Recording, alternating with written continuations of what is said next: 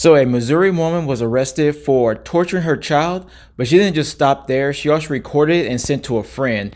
And along there, she sent a text message saying that she wanted to unalive him, but she was afraid to do so because she didn't want to go to jail. So without further ado, let's go ahead and dive into the story. And I'm going to let you know if viewer discretion is advised. So on April 15th of 2024, this woman, let's go ahead and call her Brittany, was enjoying her day when she received a text message from her friend. And she knows that the text came from 20-year-old Emma Rigdon. Now, Brittany knew that Emma was going through some tough times because she was staying in the shelter after some recent incidents with her ex. Now, upon opening her text message, Brittany had saw something that was both cruel and horrifying at the exact same time. Because Emma had recorded herself pinching and slapping her own son's legs. And she didn't stop there. She also covered his nose and mouth, which caused him to have trouble breathing, and he was sitting there flailing his legs and arms. Now, Brittany was sending her a text asking her why would she do something like that to her own son, in which Emma replied that, "I don't know, I just feel happy when I do it, like an adrenaline rush." And a few minutes later, she was sending another video with her putting a blanket over her son's face, where he started crying and flailing trying to get the blanket off of him. She would then send another text saying that she stops right before he unalived. She would even say that the last time she did this, he was turning blue. She really wants to end his life,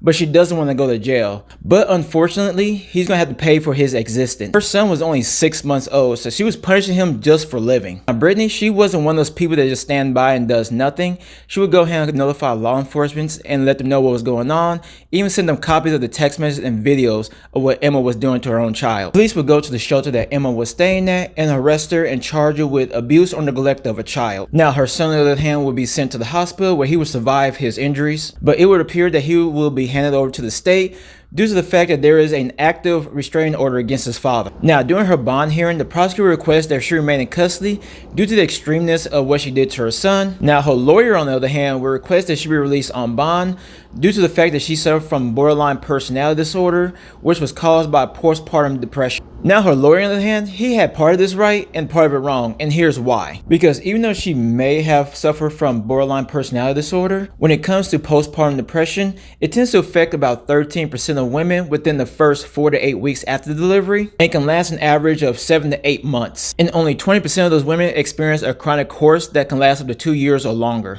Now, women who suffer from postpartum depression may simply be apathetic, unmotivated, which can lead to neglect of their child. Now, what Emma may suffer from is known as postpartum psychosis. Now, postpartum psychosis can occur in less than 1 in 500 deliveries. Now, it can last only a few days, but it can also be associated with bipolar disorder. Women who actively harm their children during this time period can be associated with postpartum psychosis, especially if they have a pre-existing history with mood disorders. As of right now, she faces 2 felony charges of abuse or neglect of a child, and she is currently being held without bond at the St. Louis City Justice Center, where she will remain there to her next court hearing in May. So that concludes our story for today. So what do you think? Do you think that she was intentionally hurting her own child, or do you feel that she was suffering from some kind of psychosis?